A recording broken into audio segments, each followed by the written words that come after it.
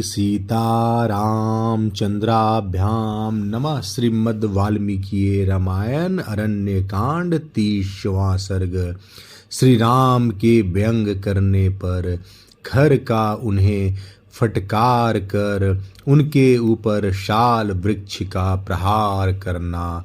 श्री राम का उस वृक्ष को काट कर एक तेजस्वी वाण से खर को मार गिराना तथा देवताओं और महर्षियों द्वारा श्री राम की प्रशंसा।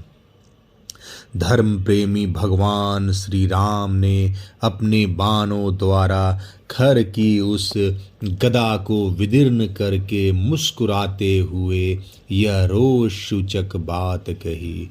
राक्षस अधाम, यही तेरा सारा बल है जिसे तूने इस गदा के साथ दिखाया है। अब सिद्ध हो गया कि तू मुझसे अत्यंत शक्तिहीन है। व्यर्थ ही अपने बल की डींग हाँक रहा था। मेरे बाणों से छिन्न भिन्न होकर तेरी यह गदा पृथ्वी पर पड़ी हुई है। तेरे मन में जो यह विश्वास था कि मैं इस गदा से शत्रु का वध कर डालूंगा, इसका खंडन तेरी ये इस गदा ने ही कर दिया। अब यह स्पष्ट हो गया कि तू केवल बातें बनाने में ढीठ है, तुझसे कोई पराक्रम नहीं हो सकता। तूने जो यह कहा था कि मैं तुम्हारा वध करके तुम्हारे हाथ से मारे गए राक्षसों का सभी अभी आंसू पोंछूंगा, तेरी वह बात भी झूठी हो गई। तू नीच क्षुद्र स्वभाव से युक्त और मिथ्याचारी राक्षस है। मैं तेरे प्राणों को उसी प्रकार हर लूंगा जैसे गरुड़ ने देवताओं के यहाँ से अमृत का अपहरण किया था। अब मैं अपने बाणों से तेरे शरीर को विदीर्ण करके तेरा गला भी काट डालूंगा। फिर यह पृथ्वी फेन और बुदबुद से युक्त तेरे गरम गरम रक्त का पान करेगी।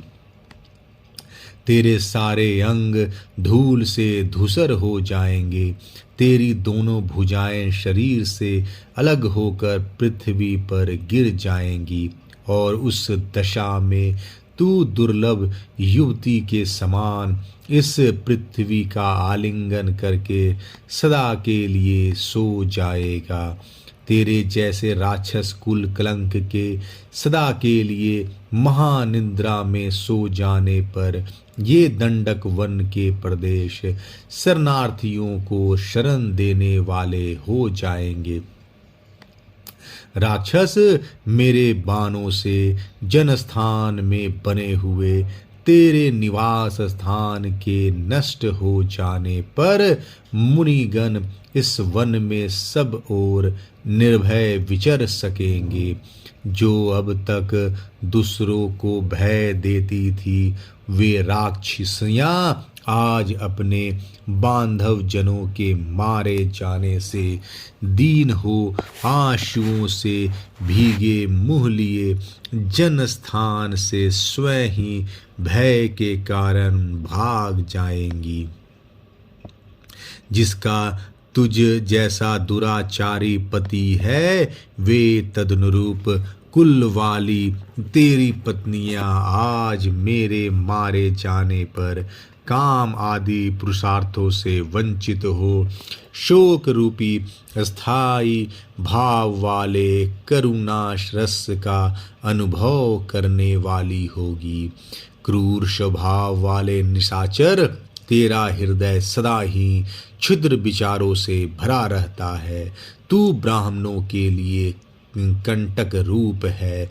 तेरे ही कारण मुनि लोग शंकित रहकर ही अग्नि में भविष्य की आहुतियां डालते हैं। वन में श्री रामचंद्र जी जब इस प्रकार रोषपूर्ण बातें कह रहे थे, उस समय क्रोध के कारण खर का भी स्वर अत्यंत कठोर हो गया और उसने उन्हें फटकारते हुए कहा, अहो, निश्चय ही तुम बड़े घमंडी हो, भय के अवसर पर भी निर्भय बने हुए हो। जान पड़ता है कि तुम मृत्यु के अधीन हो गए हो। इस कारण से ही तुम्हें यह भी पता नहीं है कि कब क्या कहना चाहिए और क्या नहीं कहना चाहिए। जो पुरुष काल के फंदे में फंस जाते हैं, उनकी 6 इंद्रियां बेकाम हो जाती है, इसलिए उन्हें कर्तव्य और अकर्तव्य का ज्ञान नहीं रह जाता है। ऐसा कहकर उस निशाचर ने एक बार श्री राम की ओर भौएं टेढ़ी करके देखा और रणभूमि में उन पर प्रहार करने के लिए वह चारों ओर दृष्टिपात करने लगा। इतने में ही उसे एक विशाल शाखू का वृक्ष दिखाई दिया जो निकट ही था। खर ने अपने होठों को दांतों से दबाकर उस वृक्ष को उखाड़ लिया। फिर उस महाबली निशाचर ने विकट गर्जना करके दोनों हाथों से उस वृक्ष को उठा लिया और श्री राम पर दे मारा। साथ ही यह भी कहा, लो अब तुम मारे गए। परम प्रतापी भगवान श्री राम ने अपने ऊपर आते हुए उस वृक्ष को बाण समूहों से काट गिराया और उस पर समर भूमि में खर को मार डालने के लिए अत्यंत क्रोध प्रकट किया। उस समय श्री राम के शरीर में पसीना आ गया। उनके नेत्र प्रांत रोष से रक्त वर्ण के हो गए। उन्होंने सहस्त्रों बाणों का प्रहार करके सम्रांगन में खर को छत विछत कर दिया। उनके बाणों के आघात से उस निशाचर के शरीर में जो घाव हुए थे, उनसे अधिक मात्रा में फेन युक्त रक्त प्रवाहित होने लगा।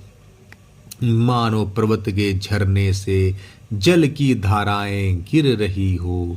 श्री राम ने युद्ध स्थल में अपने बाणों की मार से खर को व्याकुल कर दिया, तो भी उसका साहस कम नहीं हुआ। वह खून की गंध से उन्मत्त होकर बड़े बेग से श्री राम की ओर दौड़ा। अस्त्र विद्या के ज्ञाता भगवान श्री राम ने देखा कि यह राक्षस खून से लथपथ होने पर भी अत्यंत क्रोध पूर्वक मेरी ओर बढ़ रहा है, तो वे तुरंत चरणों का संचालन करके 2-3 पग पीछे हट गए, क्योंकि बहुत निकट होने पर बाण चलाना संभव नहीं हो सकता था।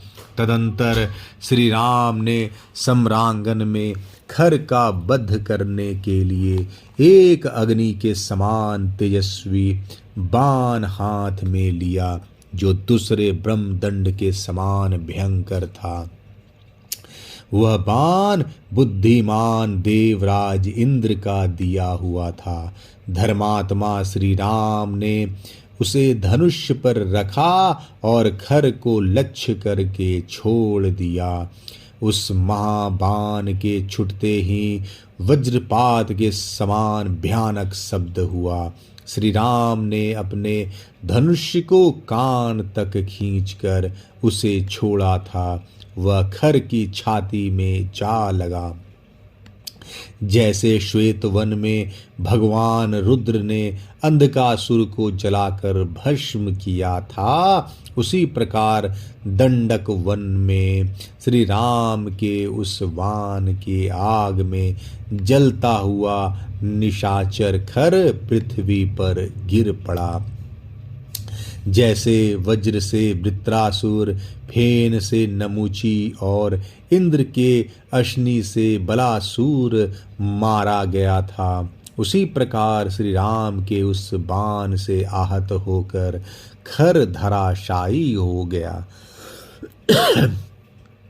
उस समय देवता चारणों के साथ मिलकर आए और हर्ष में भरकर दुदुम्बियां बजाते हुए वहां श्री राम के ऊपर चारों ओर से फूलों की वर्षा करने लगे।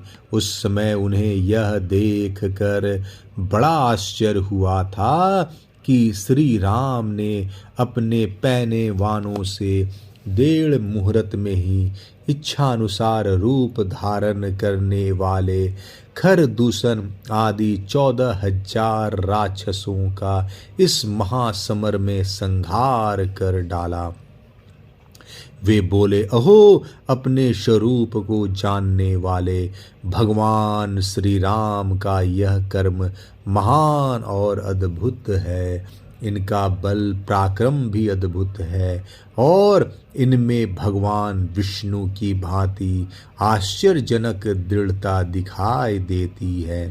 ऐसा कहकर वे सब देवता जैसे आए थे वैसे ही चले गए।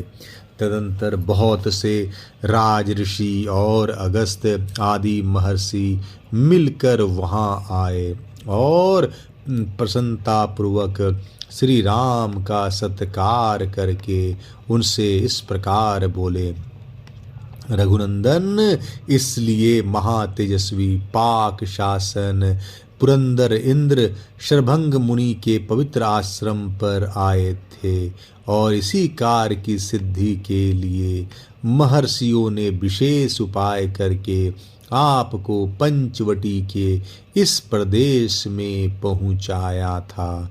मुनियों के शत्रु रूप इन पापाचारी राक्षसों के वध के लिए ही आपका यहाँ शुभागमन आवश्यक समझा गया था। दशरथ नंदन, आपने हम लोगों का यह बहुत बड़ा कार्य सिद्ध कर दिया। अब बड़े बड़े ऋषि मुनि दंड कारण के विभिन्न प्रदेशों में निर्भय होकर अपने धर्म का अनुष्ठान करेंगे। इसी बीच में वीर लक्ष्मण भी सीता के साथ पर्वत की कंदरा से निकलकर प्रसन्नता पूर्वक आश्रम में आ गए। तत्पश्चात ब्रह्मर्षियों से प्रशंसित और लक्ष्मण से पूजित विजय वीर श्री राम ने आश्रम में प्रवेश किया। महर्षियों को सुख देने वाले अपने शत्रुहंता पति का दर्शन करके विदेह राजनंदिनी सीता को बड़ा हर्ष हुआ। उन्होंने परमानंद में निमग्न होकर अपने स्वामी का आलिंगन किया। राक्षस समूह मारे गए और श्री राम को कोई क्षति नहीं पहुंची। यह देख और जानकर जानकी जी को बड़ा संतोष हुआ। प्रसन्नता से भरे हुए महात्मा मुनि जिनकी भूरी भूरी प्रशंसा कर रहे थे तथा जिन्होंने राक्षसों के समुदाय को कुचल डाला था, उन प्राण बल्लभ श्री राम का बारंबार आलिंगन करके उस समय जनक नंदिनी सीता को बड़ा हर्ष हुआ। उनका मुख प्रसन्नता से खिल उठा। अरण्यकांड 30वां सर्ग समाप्त। जय श्री राम।